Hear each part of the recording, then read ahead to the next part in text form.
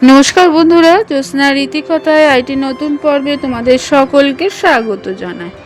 বন্ধুরা, 2024 সালে ভাদ্রপদ পূর্ণিমা কত তারিখে পড়েছে তার পূর্ণাঙ্গ সময়সূচি আজকের পর্বে জানবো, এবং এর পাশাপাশি জানবো যে এই পূর্ণিমায় কোন কোন শুভ যোগ তৈরি হয়েছে এবং কি কি করা আমাদের উচিত। এই সমগ্র তত্ত্বাদি পুরো পর্বে তোমরা জানতে পারবে। ভালো লাগলে অবশ্যই শেয়ার করে দিও, লাইক করে দিও, আর পাশে রাখা বেল আইকনটিকে প্রেস করে রেখো যাতে পরবর্তী ভিডিও নোটিফিকেশন সবার আগে তোমাদের কাছে পৌঁছে যায়। বন্ধুরা, পূর্ণিমার দিনটিকে উৎসবের চেয়ে কম মনে করা হয় না। কথিত আছে পূর্ণিমায় দেবতাদের প্রিয় তিথি।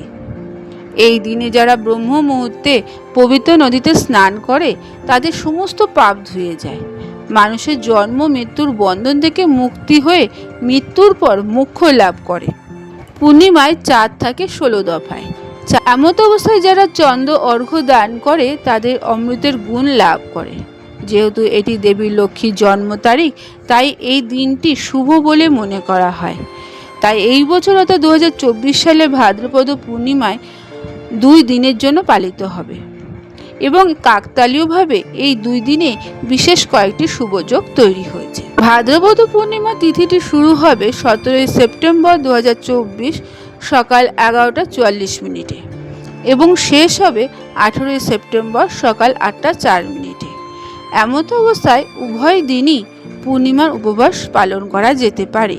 প্রথম দিনে রাতে লক্ষ্মী পুজো করার জন্য অতি উত্তম। বিশ্বাস করা হয় যে এই দিনে যারা ভগবান বিষ্ণুর পুজো করবে তারা মাতা লক্ষ্মী এবং ভগবান বিষ্ণুর আশীর্বাদ পাবে। ভাদ্রপদ পূর্ণিমা তিথি থেকে পিতৃপক্ষ শুরু হয়ে যাচ্ছে, তাই ভাদ্রপদ পূর্ণিমায় ঘটেছে আশ্চর্যজনক কয়েকটি শুভযোগ। প্রথমটি ধৃতি যোগ। 16 সেপ্টেম্বর 2024 11টা অর্থাৎ সকাল 11টা 42 মিনিটে লাগছে। 17 সেপ্টেম্বর সকাল 7টা 48 মিনিটে ছেড়ে যাচ্ছে।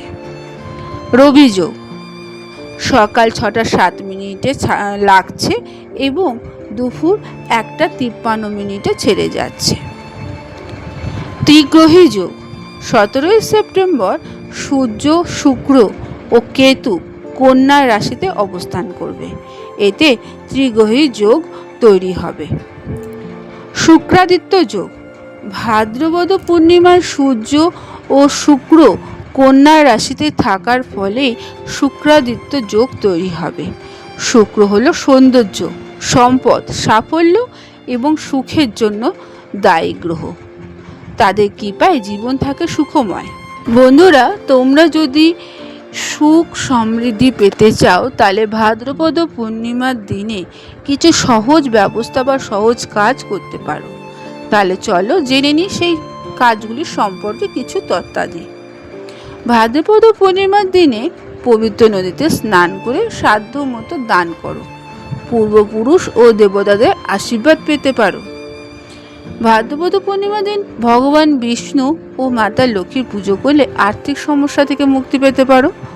সত্যনারায়ণের গল্প পাঠ করলে ঘরে সুখ সমৃদ্ধি বজায় থাকে।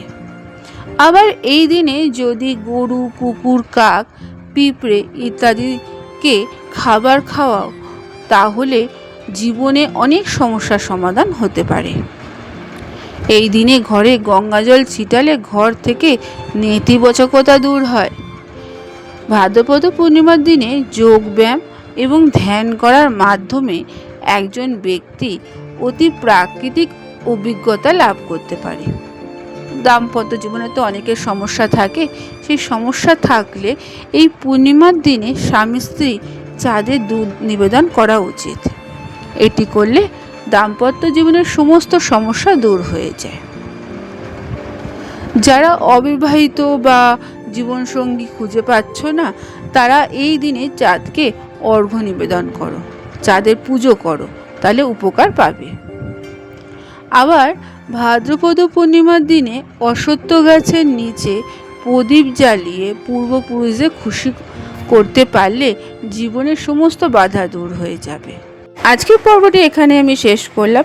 এতক্ষণ আমার চ্যানেলটির পাশে থাকার জন্য এবং ভিডিওটি দেখার জন্য তোমাদেরকে অসংখ্য ধন্যবাদ।